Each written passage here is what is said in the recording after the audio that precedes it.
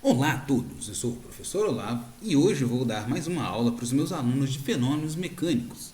Falarei sobre rotação e momento de inércia. Mais especificamente, vou falar sobre as variáveis da rotação, as grandezas angulares serão vetoriais, rotação com aceleração constante, angular constante, relacionando as grandezas angulares e lineares, energia cinética na rotação, cálculo do momento de inércia, torque, segunda lei para a rotação, trabalho e energia na rotação. Após a vinheta.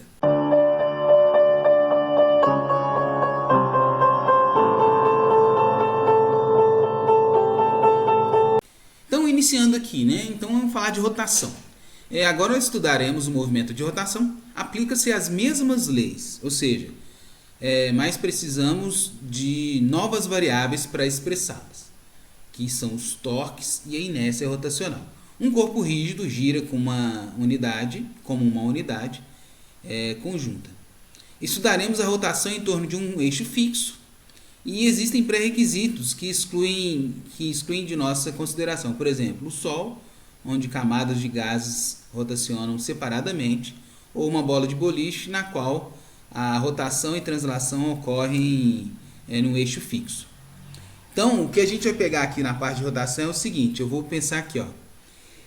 Vou pegar um corpo rígido, por exemplo, escolher um eixo, no caso esse ponto aqui, esse corte aqui, e eu vou girar o corpo esse corpo rígido em torno desse eixo.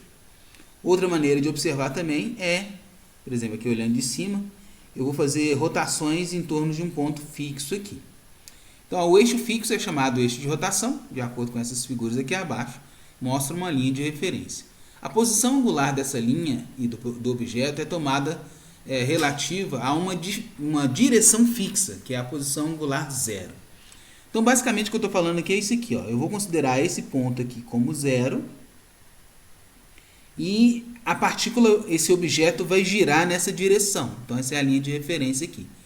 Então, vamos supor que esse ponto estava aqui, ele girou até esse ponto aqui. Então, nota que ele andou um arco de circunferência. Uma primeira coisa que eu posso pensar é em termos de velocidade linear. Eu posso falar que a minha velocidade é a variação da posição, que é esse S aí, com o passar do tempo. Igual a gente já conhecia lá que velocidade é ds dt. Ou seja, elas são realmente as mesmas. Só que aqui eu vou observar o seguinte. Quanto que vale esse ΔS? Se você observar aqui, ó, ele pode ser escrito como um R e uma variação do ângulo aqui no meio. Isso é arco de circunferência. Então, uma maneira de olhar para a velocidade linear é pegar esse raio delta ângulo dividido pelo delta tempo. E aparece aqui a primeira grandeza, que eu vou falar dela daqui a pouco, que é uma velocidade, ou seja, uma variação do meu ângulo com o tempo. Então, essa grandeza, delta ângulo em função do tempo,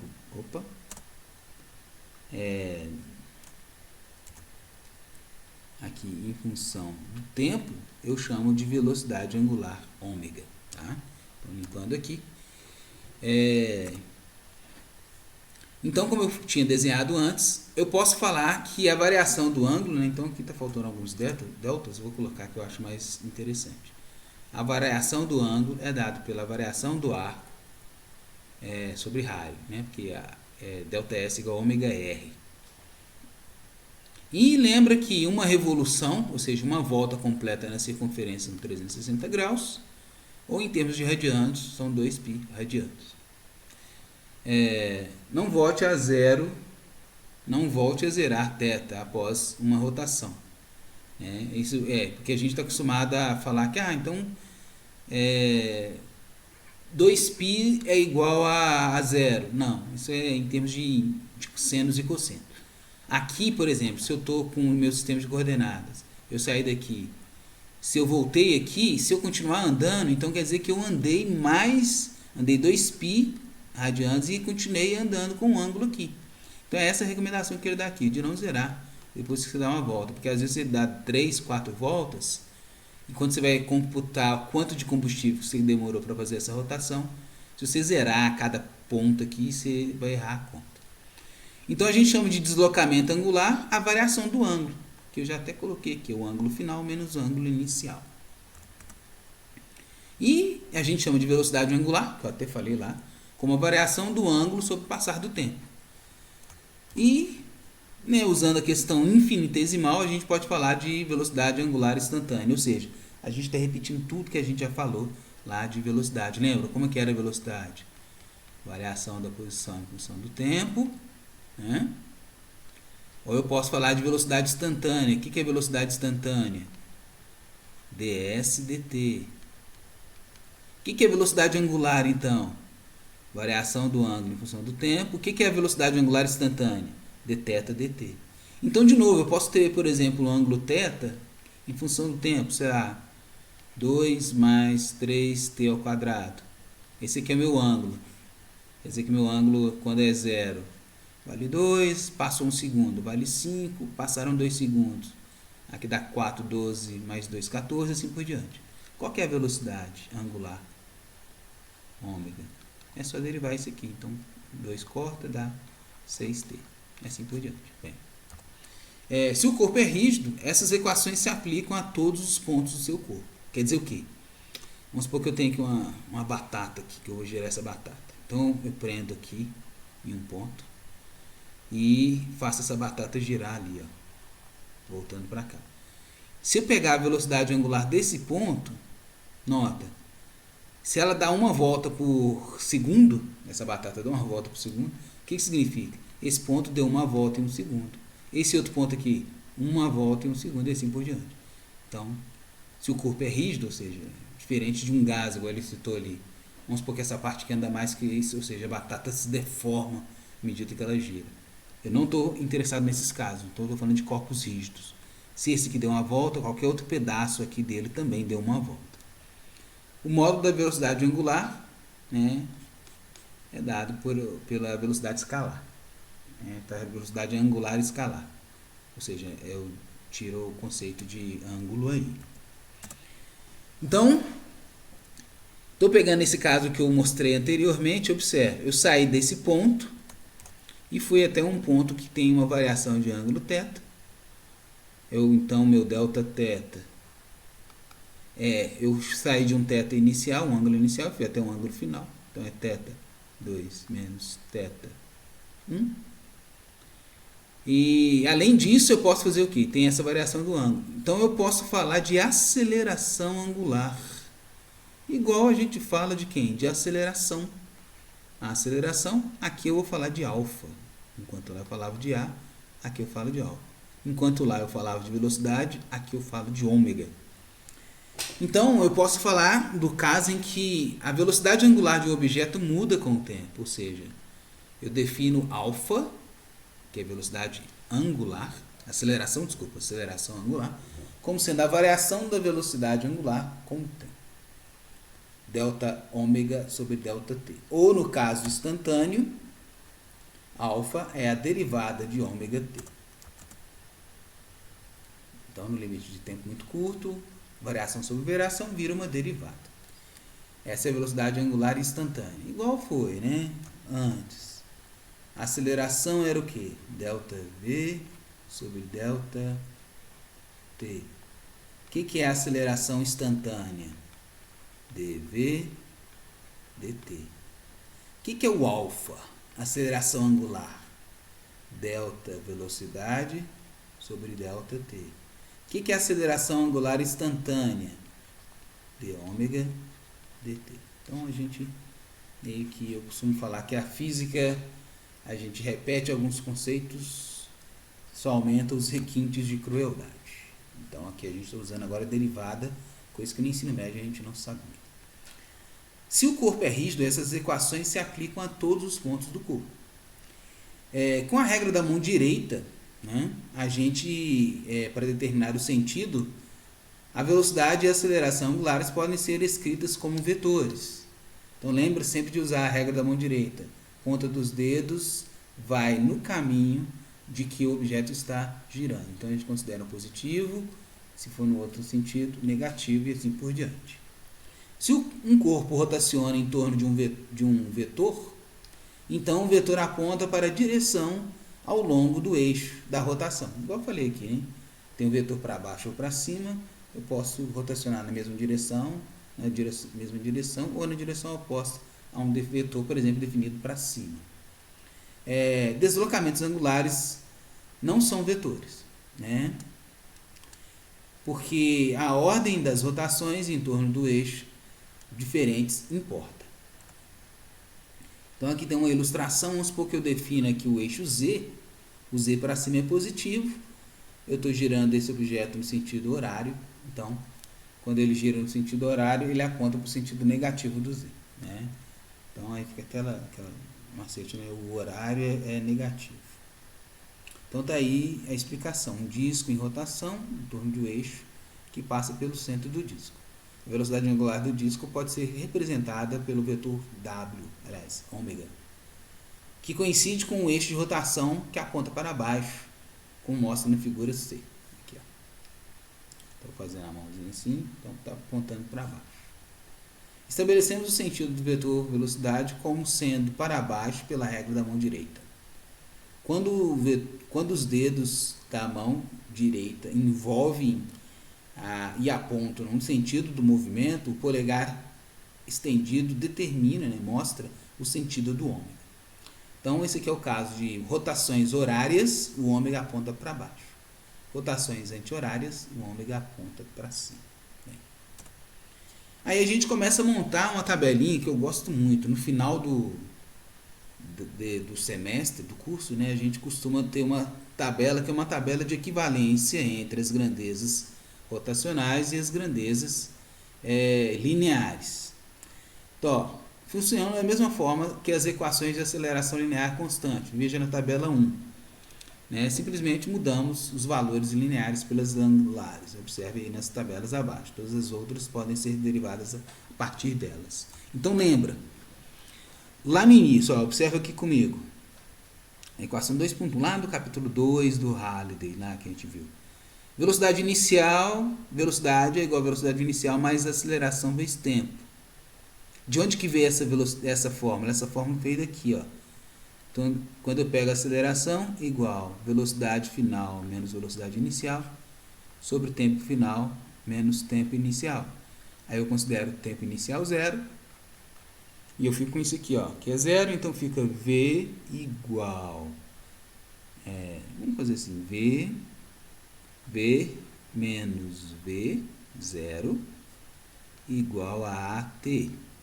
Aí eu passo esse V que estava subtraindo para depois do sinal de igual, somando. Aí eu construo essa fórmula aqui. Só que, aqui no movimento angular, a gente tem o quê? A aceleração angular. É o ômega final menos o ômega inicial sobre tempo final menos tempo inicial. O que a gente faz esse tempo aqui é zero, e eu fico com a mesma fórmula, ou seja, ômega igual a ômega zero mais alfa t, que é exatamente isso aqui. Então nota que essa equação é idêntica a essa equação. Isso aqui dá o quê? É uma equação da reta. Isso aqui também é uma equação da reta. Quais as diferenças? Aqui eu chamava de velocidade linear, aqui eu chamo de velocidade angular. Aqui é aceleração linear, aqui é aceleração angular. Isso se repete, olha só, essa fórmula aqui, que dá uma parábola, ela tem o seu equivalente também no movimento rotacional. E assim por diante. Aqui é a equação de Torricelli. Vovô viu vovó, mais duas amigas, etc. Aqui é ômega quadrado, igual a ômega ao quadrado, mais 2A, etc. Então, todas as equações que a gente tinha antes, a gente consegue usar aqui. De forma que a correspondência é o x está para θ, θ está para x, ômega está para v, t para t, alfa está para aceleração, ômega zero está para a velocidade inicial. Então, essa é a primeira correspondência que a gente tem. E observa que, em termos de complexidade matemática, a gente não aumentou em nada. Então, na hora que eu observava a equação da parábola aqui, eu vou observar uma equação da parábola aqui. Então, tudo que eu fazia no caso linear, eu faço também agora no caso angular. Então, para relacionar as grandezas, tem essas transformações que a gente pode fazer aqui. Lembrando que o arco de circunferência é igual a θ raio, então eu consigo pegar uma fórmula onde tem posição, substituir por ômega por θr. Velocidade, só eu derivar em cima. Se eu derivo aqui no tempo, o raio é constante, normalmente no corpo rígido, né? O raio não muda. Eu vou derivar o θ. Derivando o ângulo, o que eu vou ter? Velocidade angular. Então, uma relação entre velocidade linear e velocidade angular está aqui. V igual a ômega R. Lembrando que o ômega está intimamente relacionado com velocidade, com frequência e período. Como é isso? Lembra, o ômega é o tanto de ângulo que eu ando por tempo. Então, vamos supor que eu dei uma volta completa na circunferência. Qual o ângulo que eu ando com uma volta? 2π. E qual o tempo que eu gastei para dar uma volta? Esse tempo eu chamo de T maiúsculo, que é o período. Período é, por definição, o tempo de uma volta. Então, eu tenho que ômega é igual a 2π sobre o período. Então, eu posso substituir aqui o T e o período aqui, o ômega e o período aqui de lugar, que eu chego nessa equação aqui. Lembrando que período é 1 sobre a frequência, que a gente já sabe lá de oscilações, né? Lá do berçário. Bem. Outra relação que a gente consegue fazer, que é a continuação dessa derivada aqui, ó. Se eu derivar a velocidade no tempo, eu vou ter que velocidade, o raio é constante, vou ter a derivada do ômega, que é o alfa. Então, a velocidade, a aceleração tangencial, a aceleração em função do tempo é igual a alfa r. Cuidado, não confundam a aceleração alfa r com a aceleração centrípeta, tá? Aqui está até o nome de T de tangencial e aqui é uma aceleração r, que é o radial, aceleração direcionada para o centro. Aqui tem até uma ilustração das duas, ó. Esse cara que está girando, vamos supor que ele gira cada vez mais rápido, mais rápido, mais rápido, etc. Então, essa aceleração aqui está onde? Está mexendo nessa velocidade aqui. Está mexendo na aceleração do ângulo. O alfa está ficando cada vez maior, então ele está girando cada vez mais rápido aqui. Isso é diferente do que eu tenho aqui embaixo. Ó. Lembra? Isso aqui a gente já deduziu em aulas anteriores. Foi bonito até, foi até nesse cantinho do slide que ficou, a gente desenhou para baixo, desenhou para dentro, e ficou uma aceleração apontando para o centro. Ou seja, essa aceleração radial é a que a gente chama de aceleração centrípeta. Tá? Não confunda, nota que ela é uma fórmula bem diferente da aceleração tangencial.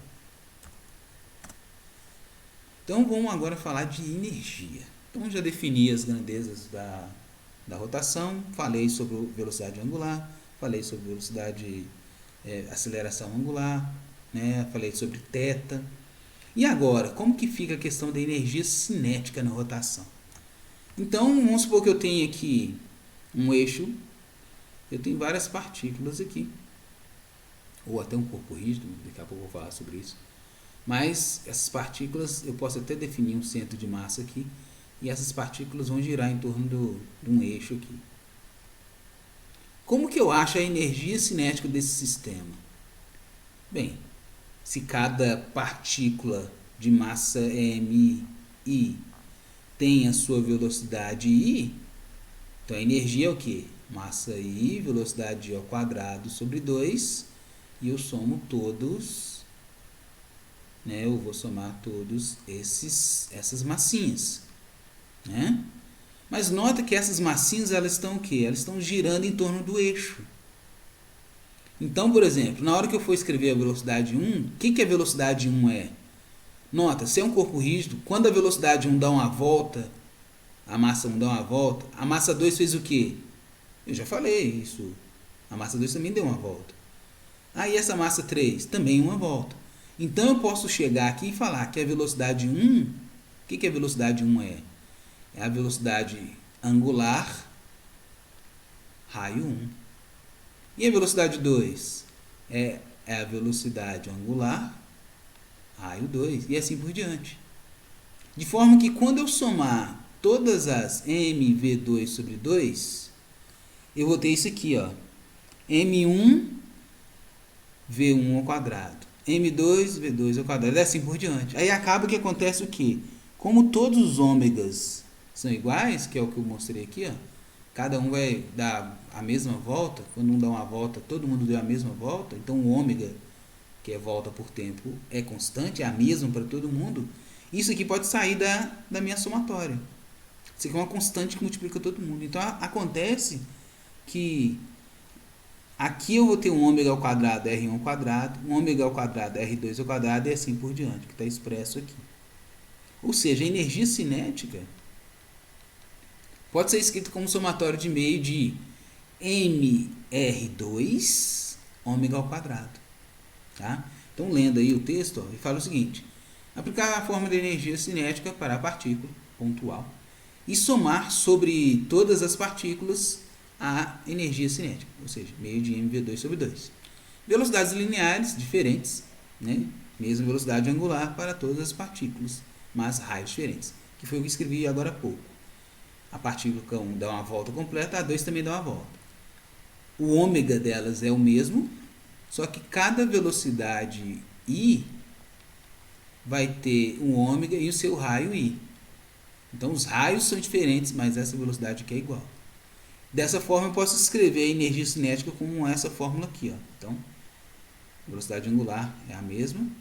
Aí eu tiro essa velocidade angular em evidência aqui. Então fica um ômega quadrado fora do somatório aqui, em evidência. E fica meio de mr ao quadrado e 2. Se você olhar para esse cara aqui, ó, eu estou falando o quê? Que minha energia cinética é alguém velocidade ao quadrado sobre 2. Opa, lembra que a fórmula de energia cinética? mv2 sobre 2. Aí o que eu estou falando? Que a minha energia cinética para rotação está sendo o quê? Meio de alguém velocidade de rotação ao quadrado. Ou seja, alguém v angular 2 sobre 2. Então esse alguém aqui, ó, dá vontade de chamar esse alguém de quem? De massa, só que massa para rotação. E é isso mesmo. Esse objeto que aparece aqui dentro é chamado momento de inércia. É representado pela letra I maiúscula. E ela é equivalente à massa, só que para rotação. Então o legal é o seguinte. Eu posso voltar aqui nessa super tabela e começar a escrever mais coisa nela. Já escrevi aqui. Então, ó, o que é energia cinética linear? É massa, velocidade ao quadrado sobre 2. Ah, quem que é massa? A massa na linear vai ser o que para rotação? Vai ser esse I aí, ó, que eu chamo de momento de inércia. Então, qual que vai ser minha energia cinética para rotação? É massa, entre aspas, massa, ou seja, o I. Velocidade ao quadrado, no caso aqui, velocidade de rotação, é o ômega ao quadrado sobre 2. Então, essa aqui é a fórmula da energia cinética para rotação. Que é isso aqui, ó. Onde esse I, deixa eu ver se eu deixei de ler alguma coisa. Cuidado, o I depende do eixo. O eixo tem que ser especificado, sim, isso é importante. Eu vou fazer uma aula só sobre cálculos de I. Mas nota aqui, ó, que esse I, que é o meu momento de inércia, é dado como um somatório de mR2, que é chamada inércia rotacional. Aí a energia cinética fica com essa cara aqui, ó. É massa, entre aspas, é massa para rotação, velocidade para rotação ao quadrado sobre 2. Muito parecido com a energia cinética que a gente tem, que é mV2 sobre 2. E dá para fazer aqui, né? Já que V é igual a ômega R, então a gente fica uma coisa assim, ó, que energia cinética é M R ao quadrado, ômega ao quadrado sobre 2, ou seja, Fica um MR aí no meio do caminho aí, dançando aí. Né? Bem. Use estas equações para um conjunto finito de partículas girando. Inércia rotacional corresponde ao quão difícil é alterar o estado de rotação. Acelerar, desacelerar ou mudar o eixo de rotação do objeto. Acho que aqui tem um exemplo. Ó. Por exemplo, esse é o mesmo bastão. Girar o bastão pelo meio é diferente, é mais difícil do que girar o bastão por aqui. Então nota que, mesmo sendo o mesmo objeto, um bastão, ele pode ter massas de rotação, ou seja, momentos de inércias diferentes, dependendo de onde você gira ele. Tá? Então isso é importante ver. Bem, uma outra maneira de observar isso aqui, ó, vamos supor, esse aqui é o caso de sistema de partículas, né? Nota que eu tenho um somatório, massa 1, R1, etc. E quando eu tenho objetos rígidos igual esse daqui? Uma coisa que eu posso fazer, Ctrl C, é cortar esse objeto aqui em vários pedacinhos, picotar ele em vários pedacinhos, considerar um pedacinho aqui, ó. Esse pedacinho, vou falar que ele tem um tamanho dm, tem uma massa dm, tem um tamanho dx, se eu considerar esse eixo aqui como x, e fazer a conta, né? Então, o que eu vou ter aqui, ó? O que é o meu momento de inércia? É o somatório de vários m's. Deixa eu limpar isso aqui, né? É o somatório de vários m's e a posição desses m's, os r's desses m's ao quadrado. Então, mi, r ao quadrado. Só que nesse caso aqui eu vou ter que fazer o quê? Vou ter que somar vários pedacinhos de massa vezes quem? Essas distâncias que ele tem aqui da origem de rotação, vezes o r ao quadrado. Então, a gente já é escolado nisso. Somatório de coisa infinitesimal é o quê? Integral. Então, eu vou fazer uma integral de r ao quadrado dm. Isso aqui é o momento de inércia para corpo rígido. Ok? Então, uma maneira de calcular de um objeto qualquer é assim. Vamos supor que eu tenho aqui uma batata, aqui, um objetão, assim, uma pedra. Assim. E eu vou girar essa pedra em torno desse, só para causar, só para chocar, vou girar a pedra em torno de um eixo fora dela, olha só. Essa pedra vai girar assim. Ou seja, não preciso necessariamente girar em cima dela, né? Girar em cima, eu posso girar fora, também é uma maneira de rotacionar. Então, como é que eu faço essa conta aqui, ó? Tem que achar o dm. Para achar o dm, o que eu faço? Picoto esse objeto aqui em pedaços menores. Escolho uma massinha aqui, que é meu dm, e olho qual a distância que tem entre esse dm e o eixo de rotação. Importante, isso daqui, ó, guarde isso. Eu vou calcular depois os momentos de inércia e eu vou bater nessa tecla várias vezes. Aqui é distância da massa dm até o eixo. Isso é muito importante, porque se você olhar para esse R errado, você erra toda a conta. Então, é sempre a distância do eixo de rotação até onde tem massa. Isso é muito importante.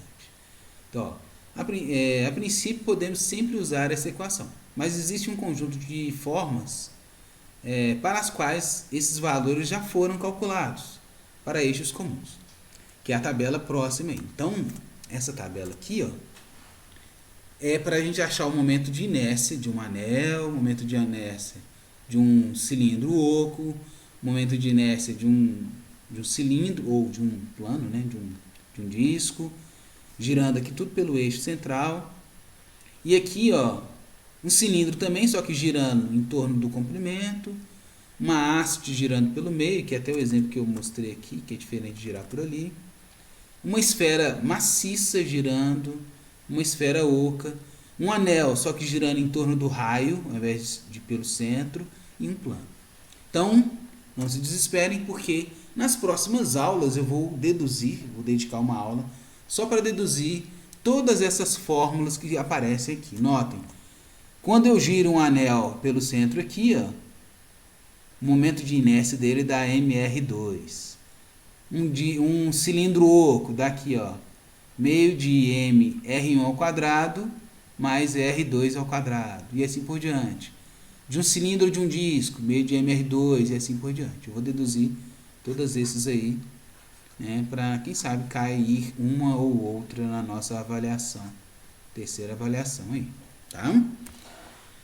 Então, eu vou deduzir essa tabela toda aí em uma aula em separado. Uma outra coisa interessante de saber, e muito importante, que a gente vai usar, eu vou usar inclusive no cálculo de alguns objetos, é quando você gira o objeto não pelo seu centro de massa, mas sim por um eixo paralelo a ele. Então esse aqui é o chamado, então, ó, se soubermos o momento de inércia de uma partícula em torno do centro de massa, podemos encontrar o momento de inércia em um eixo paralelo a esse. Por exemplo, eu estou girando aqui o plano em torno do centro. Eu consigo achar também a rotação do plano em torno desse eixo aqui, ó, desse ponto aqui.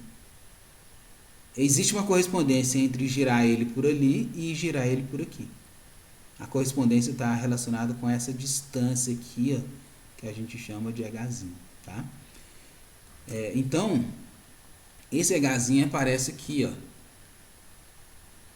Momento de inércia deslocado, vou até chamar de D, assim, de deslocado, é igual a o momento de inércia em relação ao centro de massa, mais massa vezes o quanto que você se deslocou ali, tá? Note que o eixo tem que ser paralelo ao primeiro, né? Quer dizer o quê? Se eu estou girando, igual eu fiz aquele desenho lá, né? Eu estou girando aqui. Se eu girar assim, tá errado. Eu não vou achar essa resposta. Eu não posso usar isso aqui, né? Eu só posso usar isso aqui se eu girar em torno do eixo e isso aqui, ó, for paralelo ao eixo que eu giro originalmente. Isso não relaciona o momento de inércia para dois eixos arbitrários, que é o desenho que eu fiz torto aqui. Bem, aí aqui tem até uma figura, então se eu girar em torno desse ponto, posso girar em torno de outro. Depois eu demonstro isso aqui utilizando a haste, tá? Aliás, aqui eu acho que está exatamente a demonstração, é isso. Então, por exemplo, vamos calcular o momento de inércia da haste. O momento de inércia da haste em relação ao centro, aqui, ó, ele está fazendo aqui, ó. Eu estou pegando um objeto que tem uma massa m lá na ponta, m aqui e um m aqui. E eu estou girando em torno do centro, tá? Qual que é o momento de inércia disso daqui? Vamos ver. Isso aqui são duas partículas, ele está desconsiderando a haste. Então, o momento de inércia é definido como somatório de massa r ao quadrado. Então, o momento de inércia disso daqui vai ser igual a quem? Nota, aqui está a minha origem. Eu tenho uma massa na distância L sobre 2 ao quadrado. E eu tenho uma massa na distância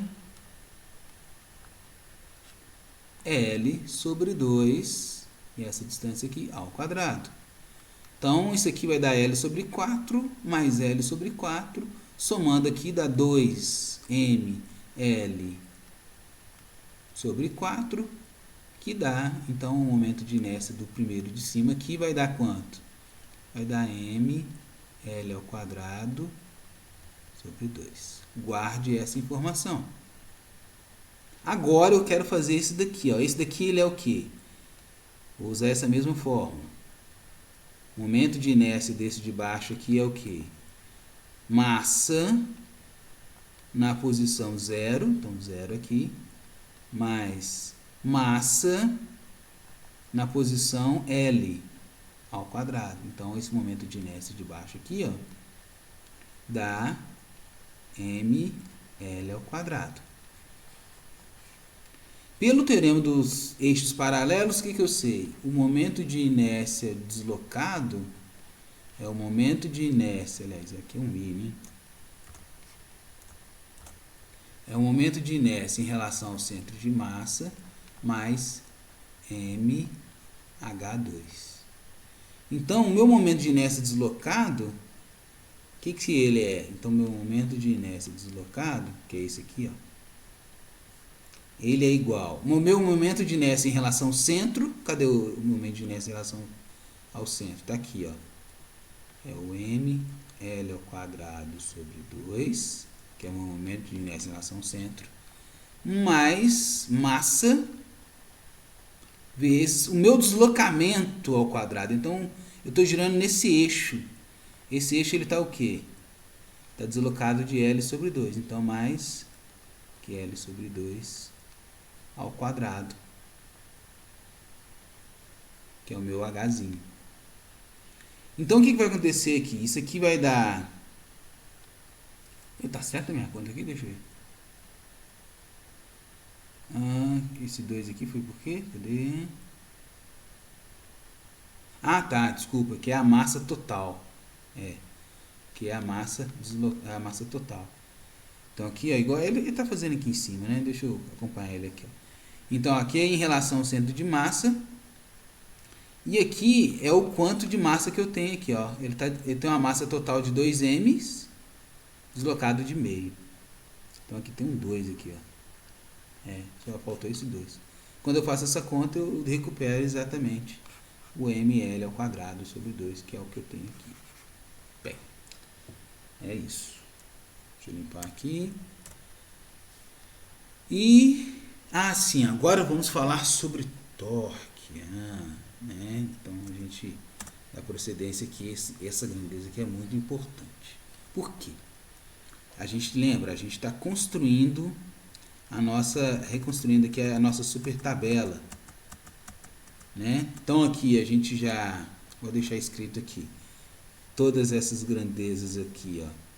A gente já definiu a energia cinética, mv2 sobre 2, minha massa tem o I, e a minha energia cinética de rotação é a massa, entre aspas, ômega ao quadrado sobre 2. E aqui eu tenho força. Força é igual a massa vezes aceleração. Quem é a força para a rotação? A gente vai ver aqui na frente que a força para a rotação é definida como torque. Tá? O torque nada mais é do que o quê? Ele é o objeto, né, o fenômeno capaz de alterar a quantidade de movimento de um objeto para rotação. Então lembra, lá, força, o que força fazia? Força era dada como ela variava a velocidade. Né? Claro, força sobre massa. Aqui o torque vai fazer a mesma coisa. Estou parado para girar, torque. Estou girando para girar mais rápido, torque. Estou girando rápido para frear, reduzir, torque. Se não tiver torque, eu continuo no mesmo estado. Então, torque é a força necessária para rotacionar um objeto, dependendo de um ângulo que ele é aplicado. Podemos resolver a força em componentes para ver como ela afeta a rotação. Então aqui, ó, eu estou com um ponto fixo aqui, no meu eixo, e eu estou fazendo uma força nessa direção. O que essa força vai fazer? Nota que tem um ângulo aqui, né? Esse cara aqui vai girar até ele ficar alinhado assim, ó. Né? Então ele vai fazer isso aqui. Então eu vou ter meu objeto apontando um pouco mais para cima assim. Então nota que esse objeto girou daqui para cá. A aplicação dessa força distante desse ponto fez ele girar. Então, vou representar por uma letra T assim. Esse torque é diretamente proporcional à força. E pode notar que esse torque aí pode ser diretamente proporcional também a essa distância aqui, ó, que é o R. É como girar uma porta. Você observa, a maçaneta ela fica no mais extremo de uma porta, porque é a forma mais eficiente de se fazer a força para uma rotação. Aqui tem outros exemplos mostrando as componentes da força. Tem uma componente que não faz nada aqui, ó. Essa força aqui não agiu em nada. E essa aqui é totalmente eficiente, indicando que quando a força age a 90 graus, então mais do que isso, o torque é diretamente proporcional ao θ igual a 90. Então isso quer dizer o quê? Que é máximo quando o θ é 90 e é zero, torque tende a zero quando o θ também é zero. Então isso já dá um indício pra gente, ó. Lembra, quem tem ângulo máximo em 90? Quem valor máximo quando o ângulo é 90? É o seno, né? E assim por diante. Bem, então o que a gente pode induzir daqui? Que o torque ele pode ser visto como um produto vetorial. Lembra, o produto vetorial é o que aparece o seno. Então o torque é diretamente proporcional ao R, é diretamente proporcional ao R, ao F e ao seno do ângulo entre eles. Como essas grandezas são vetores, olha só, tanto o F quanto o R são vetores, qual o produto de dois vetores que dá o seno? Então, T aqui de torque, então eu posso falar que R é que F. Deduzido aí o torque. O torque é o produto vetorial entre o R e o F. Bem, então temos uma grandeza aí em mãos, vamos colocar ela na nossa super tabela. Essa grandeza é a força. Então, enquanto eu tenho força aqui eu tenho o torque. E uma primeira fórmula de torque que a gente tem aí é que ela é R VEC F. Da mesma forma, né, que a gente escreveu em algum lugar, não, aqui não está escrito, mas da mesma forma que V é igual a ômega R, o A é igual a alfa R, o V é igual a ômega R, o torque, né, vou até mudar esses nomes aqui, deixa eu trocar aqui, né, que aqui está, então aqui ó, o torque, aqui o V, a força está aqui, o torque vai ser igual a RF, né? Então a gente tem essa grandeza aí, ó, R VEC F, bacana, né? E aqui tinha apagado, né? Então aqui, enquanto aqui eu tenho a massa, aqui eu tenho o I, né? Então eu posso até tirar isso aqui para construir a nossa super tabela aí.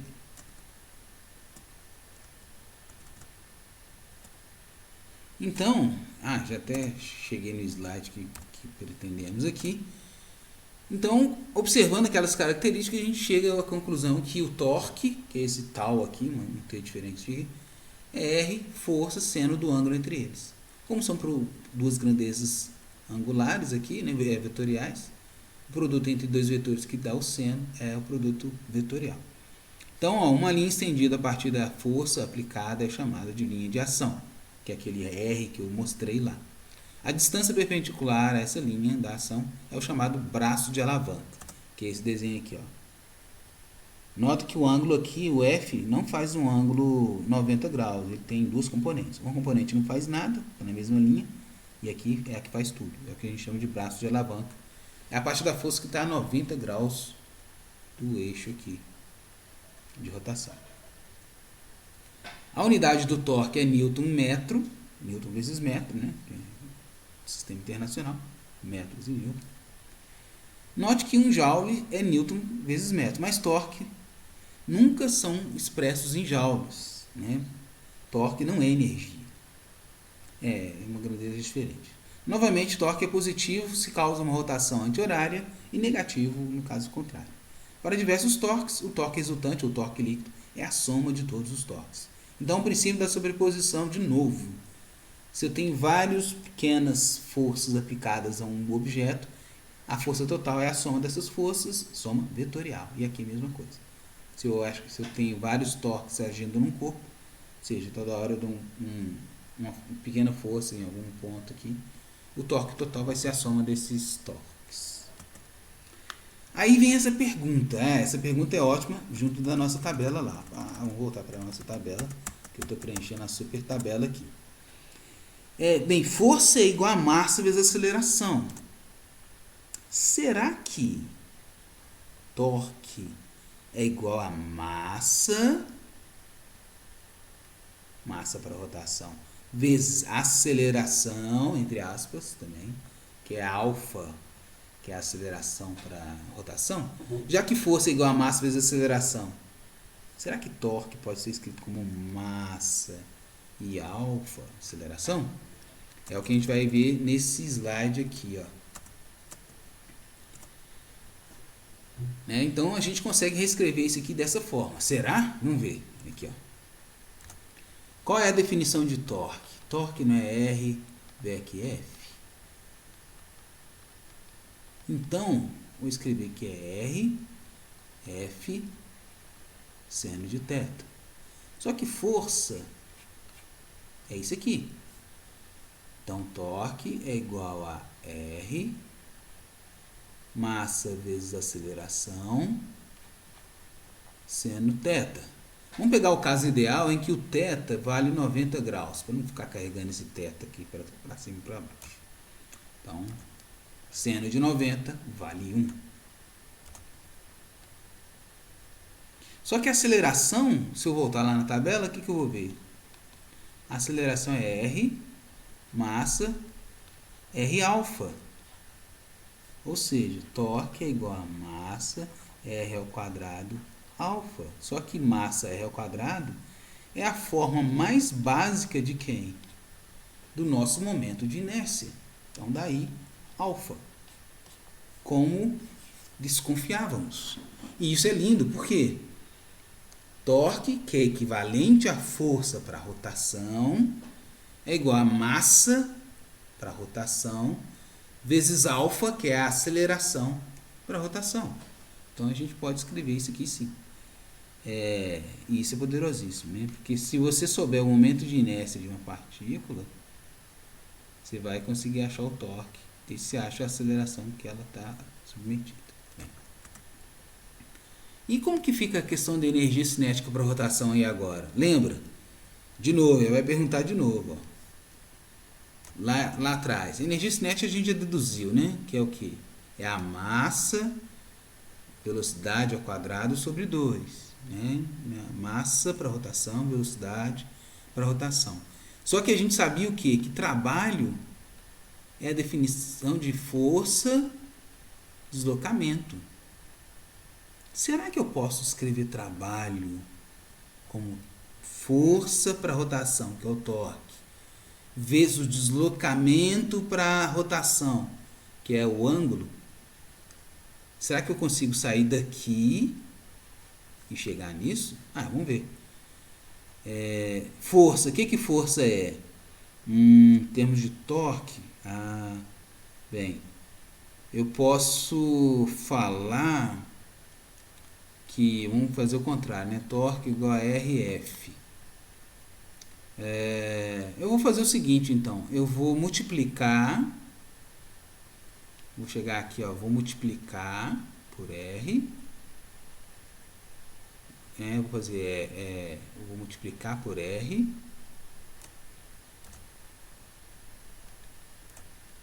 e vou dividir por R. Aí sim, ó, o que é o RF? RF é torque. No caso ideal, né? Em que eu estou considerando θ igual a 0. θ igual a 90. Porque aí o seno vale 1. Então, RF é o meu torque. O que é ds sobre R? Lembra lá, ds não é R e o ângulo?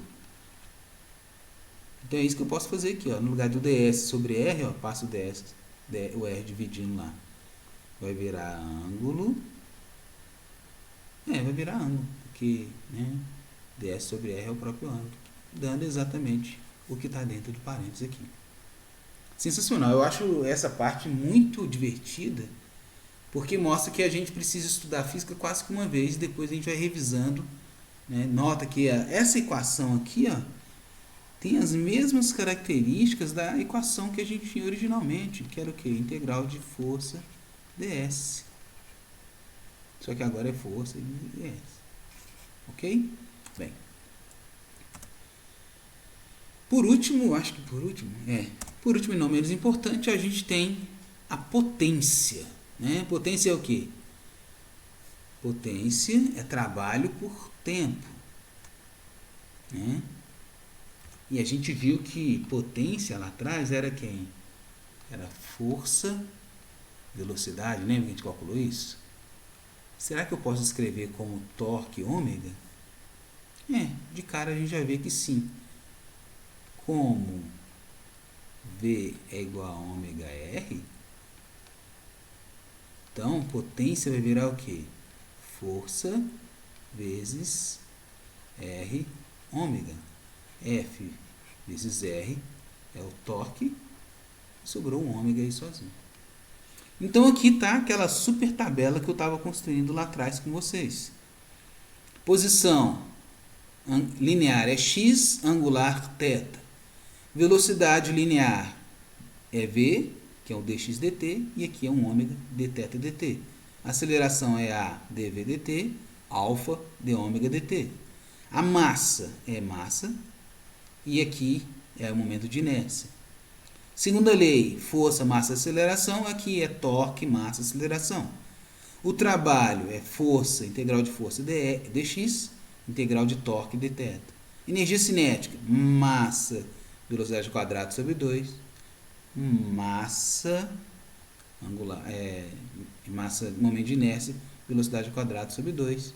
Potência, força, velocidade, potência, torque, velocidade angular. Trabalho é a variação da energia cinética, trabalho é a variação da energia cinética. Sensacional.